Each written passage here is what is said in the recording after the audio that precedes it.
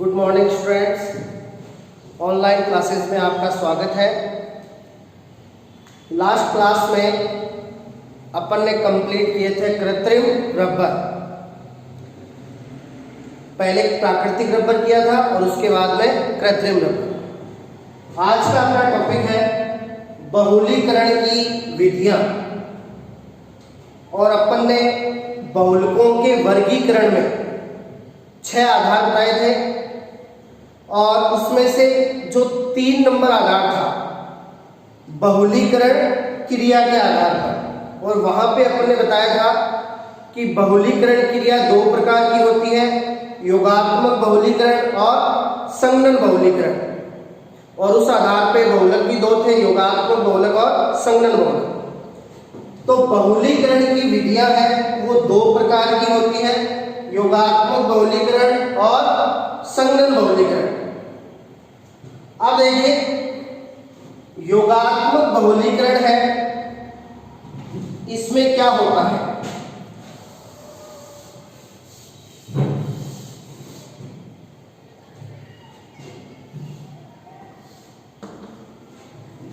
योगात्मक बहुलीकरण में क्या होता है, देखिए इसका सिंपल एग्जांपल लेते हैं, पॉलीथीन।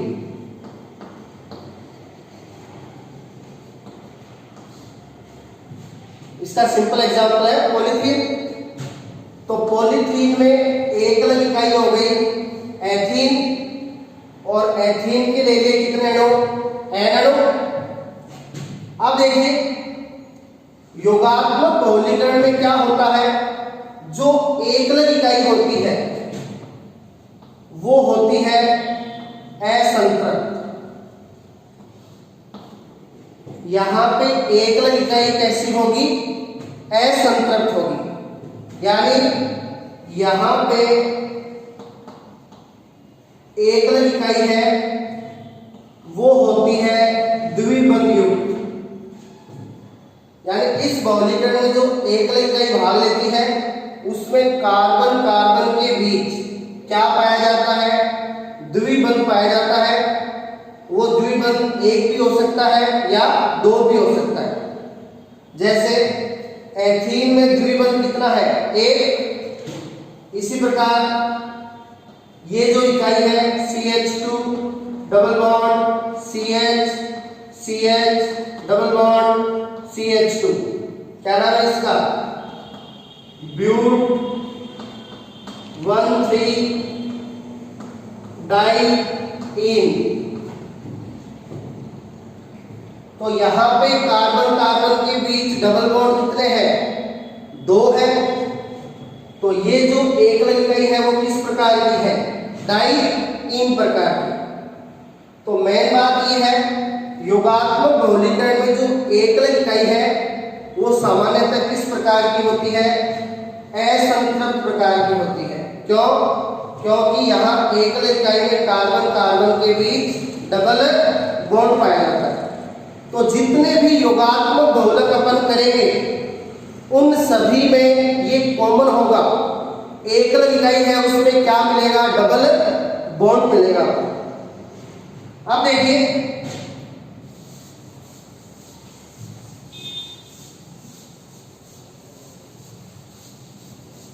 तो योगात्मक बहुलीकरण में एक अलग इकाई ऐसी भाग लेगी जिसमें कार्बन कार्बन के बीच क्या हो? डबल बॉन्ड हो, यानी वो होगी असंतृप्त।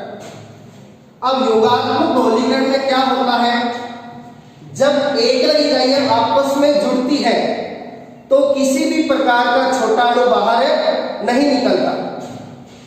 तो योगात्मक बहुलीकरण में जब एक अलग इकाइयां जुड़ती है तो किसी भी प्रकार का छोटा अणु बाहर नहीं निकलता है।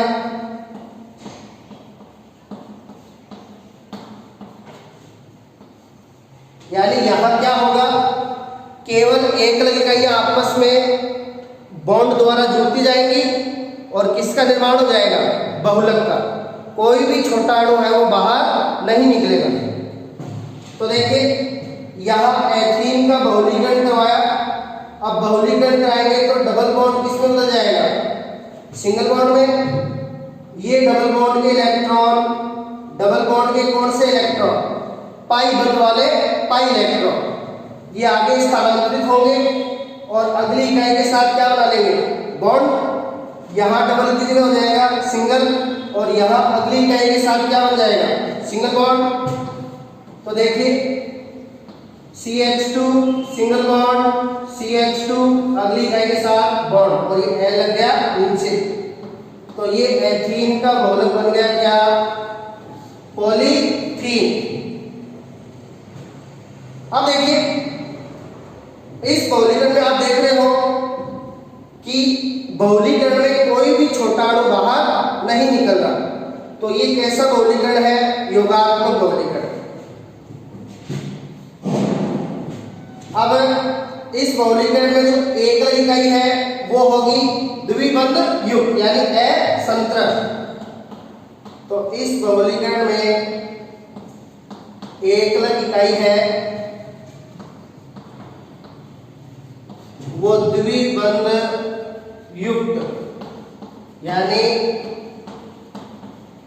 असंतृप्त होती है।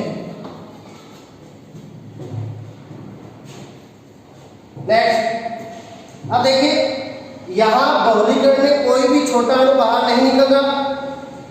तो जितना अणुभार एकल इकाइयों का होगा उतना ही अणुभार किसका होगा, बहुलक का होगा। यानी इधर अणुभार और इधर अणुभार क्या होंगे, बराबर। देखिए इधर n, इधर भी n, इधर CH2 CH2, इधर भी CH2 CH2। यानी इस बहुलीकरण में दोनों तरफ अणुभार क्या होता है, समान। तो इस बहुलीकरण में एकलक तथा बहुलक दोनों का अणुभार क्या होता है, समान होता है। अगला पॉइंट देखिए, योगात्मक बहुलीकरण में क्या होता है, जब इकाइयां जुड़ती है तो लंबी श्रृंखला का निर्माण होता है। योगात्मक बहुलीकरण की क्रिया विधि में अपन देखेंगे कि एकल इकाइयों के जुड़ने से लंबी लंबी क्या बनेगी, श्रृंखलाएं बनेगी, और उस श्रृंखला में लगातार क्या होगी, वृद्धि होगी। इसलिए योगात्मक बहुलीकरण का दूसरा नाम होता है श्रृंखला वृद्धि बहुलीकरण। तो योगात्मक बहुलीकरण का दूसरा नाम क्या होता है, श्रृंखला वृद्धि बहुलीकरण। क्यों? क्योंकि अपन इसकी क्रिया विधि में देखेंगे कि इकाइयों के जुड़ने से यहाँ लंबी लंबी क्या बनेगी, श्रृंखलाएं बनेगी, और उस श्रृंखला की लंबाई में लगातार क्या होगी, वृद्धि होगी। इसलिए इसका दूसरा नाम होता है श्रृंखला वृद्धि बहुलीकरण। अब देखिए इसका ये पॉइंट अपन पहले वर्गीकरण में पढ़ चुके हैं कि योगात्मक बहुलीकरण में कोई भी छोटा अणु बाहर नहीं निकलता। ये जो पॉइंट है एकलक तथा बहुलक दोनों का अणुभार क्या होता है, समान, ये भी पढ़ चुके हैं। अब देखिए योगात्मक बहुलीकरण का दूसरा नाम होता है श्रृंखला वृद्धि बहुलीकरण, ये भी अपन पहले बता चुके हैं। ये जो पॉइंट है इसको अभी विशेष तौर पे ध्यान में रखना है कि योगात्मक बहुलीकरण में जो एकल इकाई है वो कैसी होती है, असंतृप्त होती है, द्विबंध युक्त होती है। अब देखिए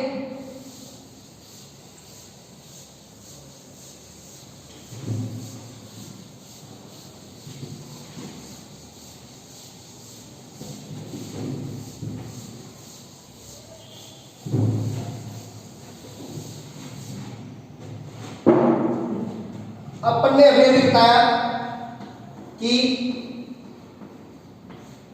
योगात्मक बहुलीकरण में जो एकल इकाई है वो होती है असंतृप्त, यानी द्विबंध युक्त।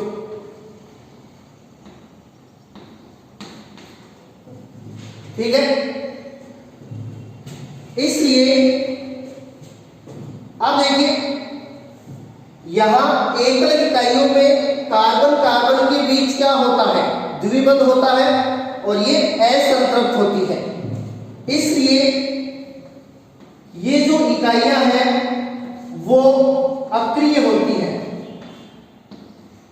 यहां पे जो असंतृप्त इकाइयां हैं वो कैसी होती है, अक्रिय होती है।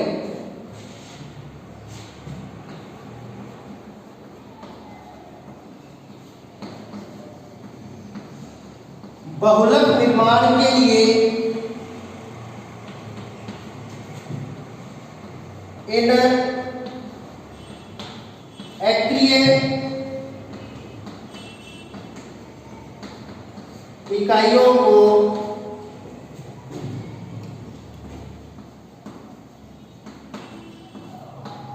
सक्रिय करना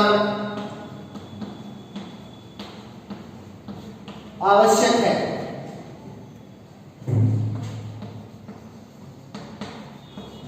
सक्रिय होने के बाद ही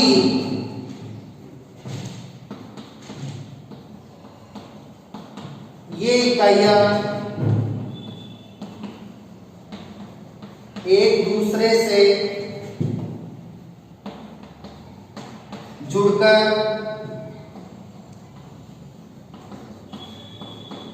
लंबी श्रृंखला के रूप में बहुलक बनाती है। तो ये यहां पे ये जो लाइनें हैं वो योगात्मक बहुलीकरण के लिए बहुत इंपॉर्टेंट है कि योगात्मक बहुलीकरण में एकल इकाई है वो द्विबंध युक्त असंतृप्त होती है, इसलिए ये कैसी होती है, अक्रिय होती है। अब ये अक्रिय है तो जब तक ये अक्रिय है ये इकाइयां आपस में जुड़ नहीं सकती, जबकि अपन को बहुलक बनाने के लिए इन बहुत सारी इकाइयों को जोड़ना आवश्यक है। तो यदि अपन को बहुलक बनाना है तो बहुलक निर्माण के लिए इन अक्रिय इकाइयों को सक्रिय करना आवश्यक है और सक्रिय होने के बाद ही ये सारी आपस में जुड़ेंगी और लंबी श्रृंखला के रूप में क्या बनेगा, बहुलक बनेगा। अब देखिए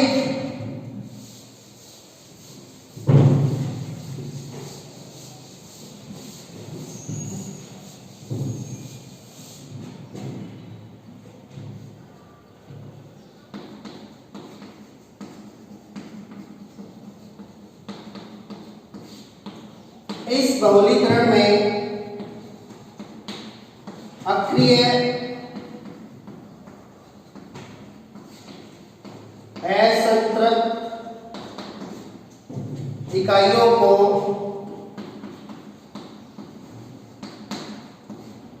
सक्रिय करने के लिए जो पदार्थ काम में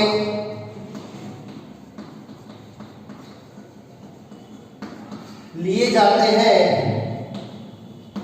उन्हें प्रारंभक या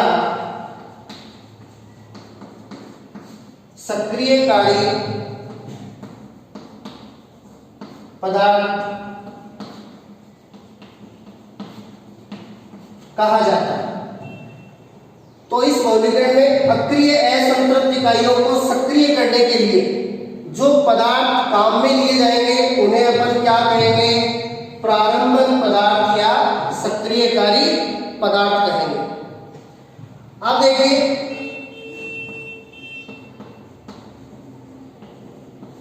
प्रारंभक या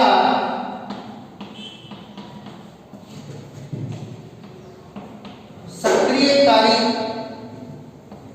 पदार्थ के आधार पर ही यह बहुलीकरण दो प्रकार का होता है।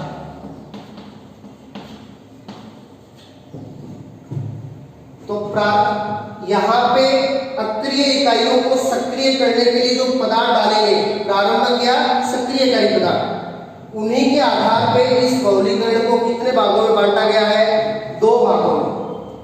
अब देखिए, पहला है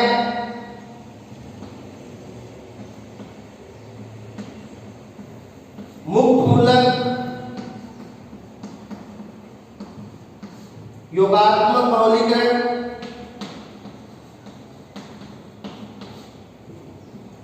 और दूसरा है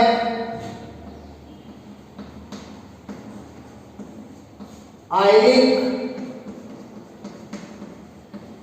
योगात्मक बहुलीकरण।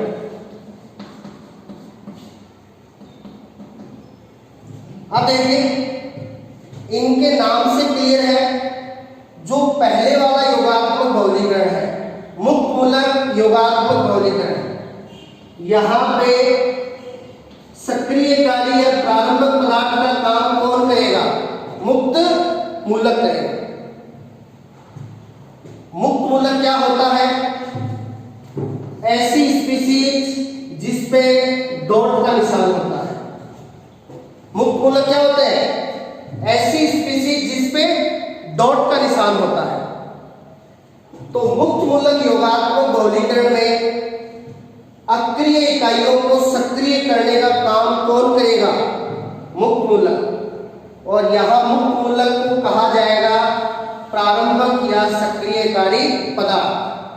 तो यहां प्रारंभक या सक्रियकारी पदार्थ मुक्त मूलक है, इसलिए इस बहुलीकरण को नाम दे दिया मुक्त मूलक योगात्मक बहुलीकरण।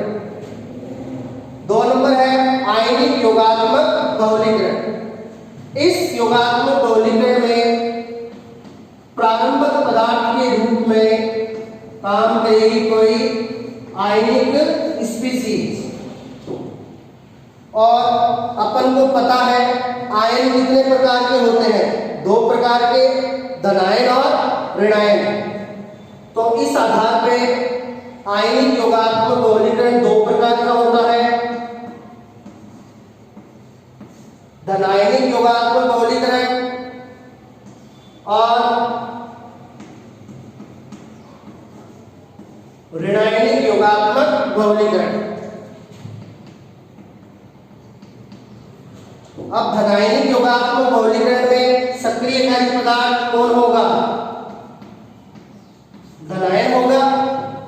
जबकि ऋणायनिक योगात्मक बहुलीकरण में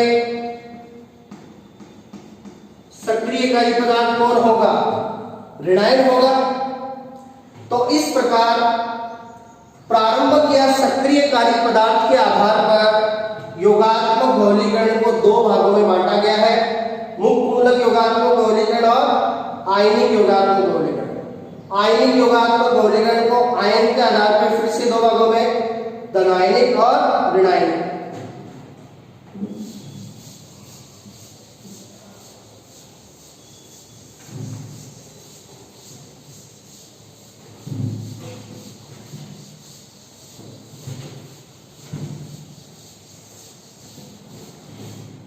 अब देखिए, योगात्मक बहुलीकरण को प्रारंभक या सक्रियकारी पदार्थ के आधार पर अपन ने 2 भागों में बांटा, मुक्त मूलक योगात्मक बहुलीकरण और दूसरा आयनिक योगात्मक बहुलीकरण। अब देखिए, चाहे तो मुक्त मूलक योगात्मक बहुलीकरण हो, चाहे आयनिक योगात्मक बहुलीकरण हो, कोई सा भी योगात्मक बहुलीकरण हो 3 पदों में संपन्न होता है। कितने पदों में? 3 पदों में।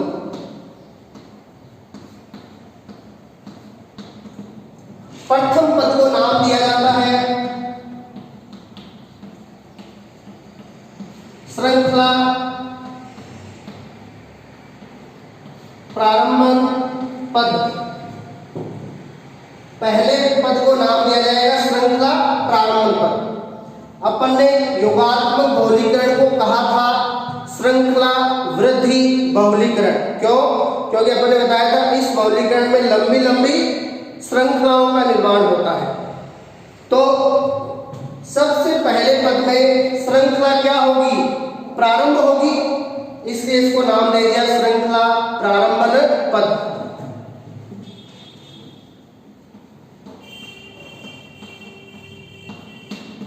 द्वितीय पद यहां पे होगा श्रृंखला संचरण पद।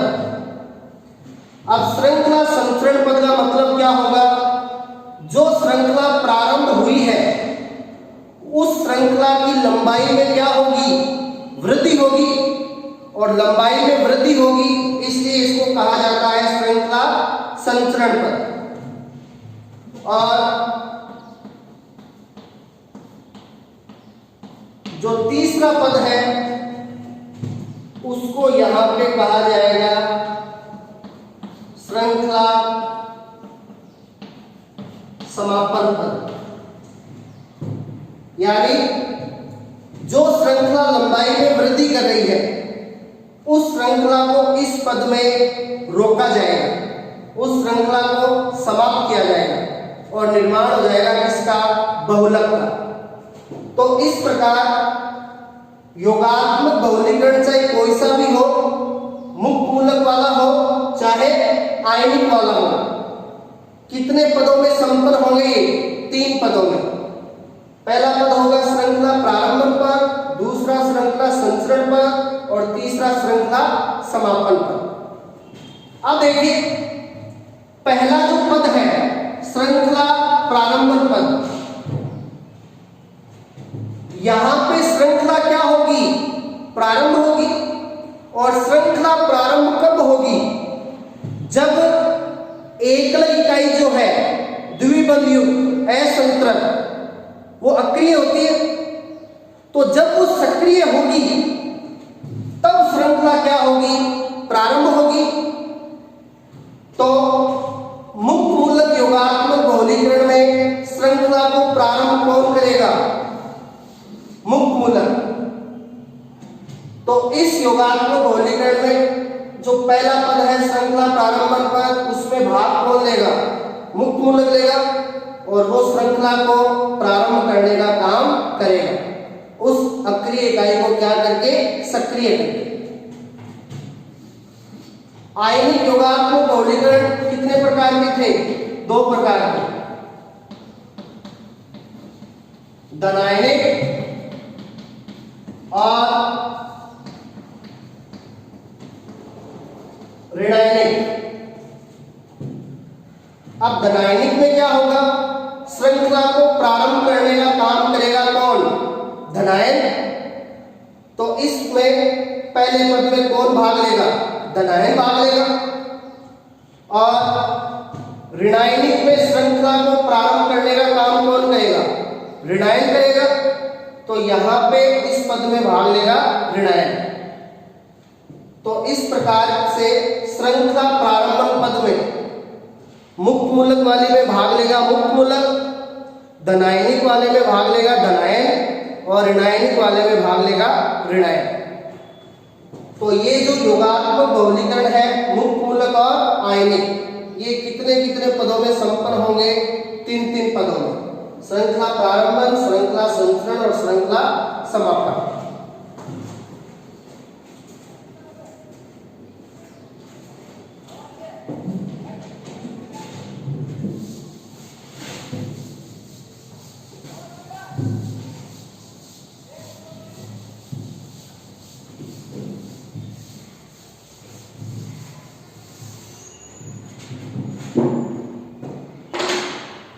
अब देखिए सबसे पहले अपन पढ़ेंगे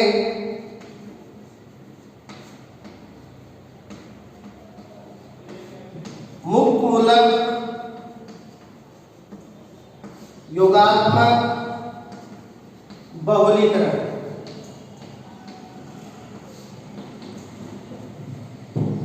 तो अपना सबसे पहला पार्ट है यहाँ पे मुक्त मूलक योगात्मक बहुलीकरण। इस योगात्मक बहुलीकरण में अक्रिय एकल इकाई को सक्रिय करने का काम कौन करेगा? मुक्त मूलक करेगा। यानी यहाँ पे श्रृंखला प्रारंभ पद में श्रृंखला को प्रारंभ करने का काम कौन करेगा? मुक्त मूलक करेगा। तो देखिए इस बहुलीकरण की विशेषता है।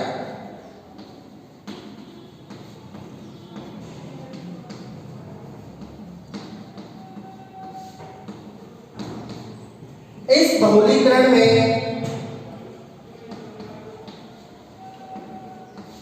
प्रारंभक या सक्रियकारी पदार्थ के रूप में मुक्त मूलक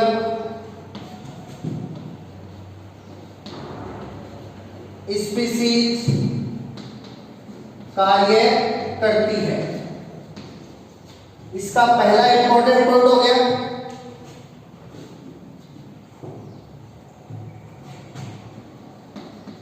दूसरा इंपॉर्टेंट पॉइंट इसका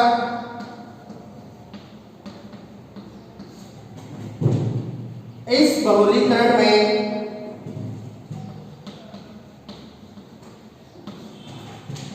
एकलक इकाई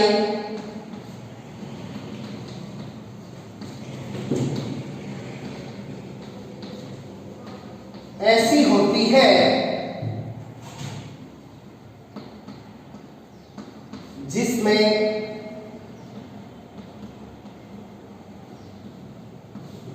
द्विबंधित कार्बन से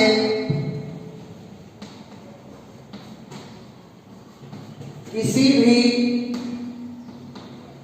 प्रभाव वाला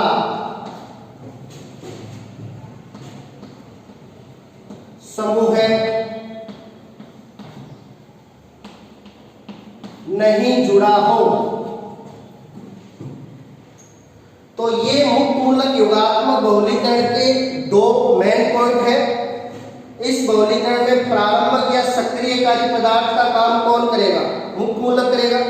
इसलिए इसको मुक्त मूलक योगात्मक बहुलीकरण कहते हैं। और दूसरा इंपॉर्टेंट पॉइंट, यहां से क्वेश्चन बनने की संभावना रहती है कि मुक्त मूलक योगात्मक बहुलीकरण में भाग लेने वाली एकल इकाई की विशेषता बताइए। तो यहां पर भाग लेने वाली एकल इकाई ऐसी होती है जिसमें द्विबंधित कार्बन से किसी भी प्रकार का समूह जुड़ा हुआ नहीं होता। अब देखिए ऐसी इकाइयों के एग्जाम्पल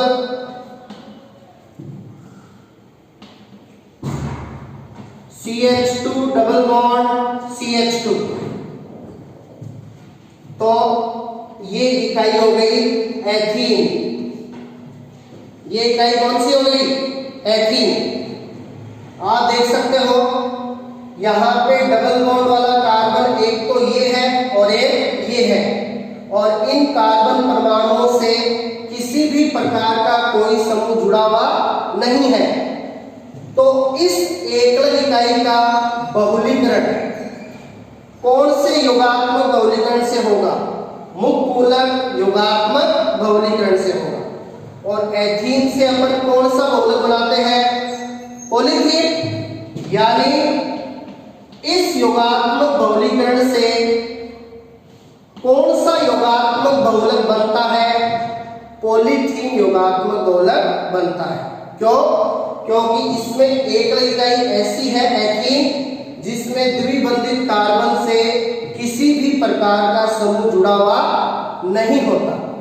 तो ये इंपॉर्टेंट है, ध्यान रखिएगा। अब देखिए